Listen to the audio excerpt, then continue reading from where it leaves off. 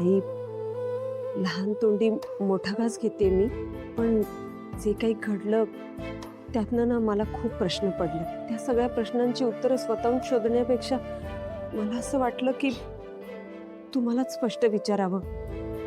दिग्विजय देशमुख तुमचे भाऊ आहेत, हे इतकी वर्ष आमच्यापासून का लपवून ठेवलं तुम्ही?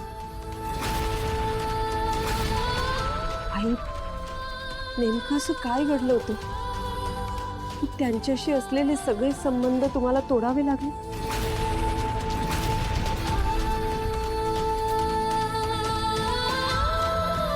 लक्ष्मी, तू काळजी करू नकोस. हे दोघेही समजूतदार आहेत. हे काही आपल्याला आरोपीच्या पिंजऱ्यात नाही उभं करणार, उलट आपल्याला समजून घेतील. त्यामुळे सांगतो. बरोबर बोलताय तू.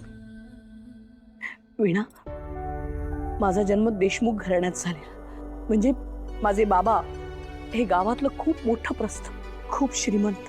गावात खूप दरारा त्यांचा. माझ्यावर खूप प्रेम बाबांचं, पण तेवढेच शिस्तीचे. आणि दिग्विजय दादा तर खूपच शिस्तीचा, अगदी कडक स्वभावाचा. म्हणजे माझ्यावर प्रेम निश्चितच, पण एकंदरीत घरातलं वातावरण खूप शिस्तीचं.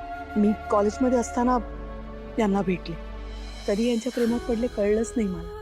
आमच्या भावी आयुष्याची, आमच्या संसाराची खूप स्वप्न पाहिली आम्ही.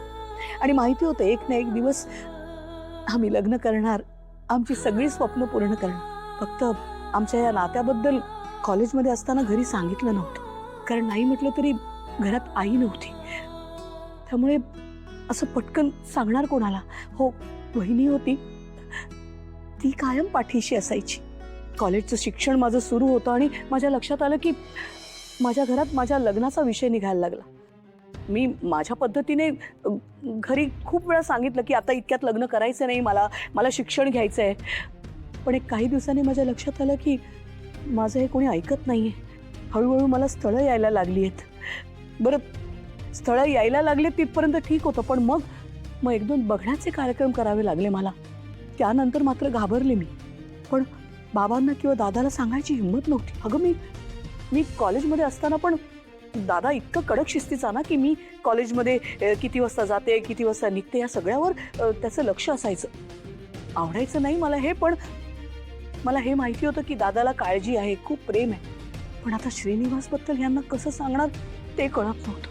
मग माझ्या लक्षात आलं की नाही, त्या मुलाशी माझं लग्न आता होणार. घाबरले, घरी बोलण्याचं धाडच नव्हतं. पण हे सोडून मी दुसरं कुणाशीच लग्न करू शकणार नव्हते. पण मग जसं माझं लग्न ठरवायला निघाले दादा आणि बाबा, तसं मी यांना म्हटलं की आता एकच पर्याय आहे,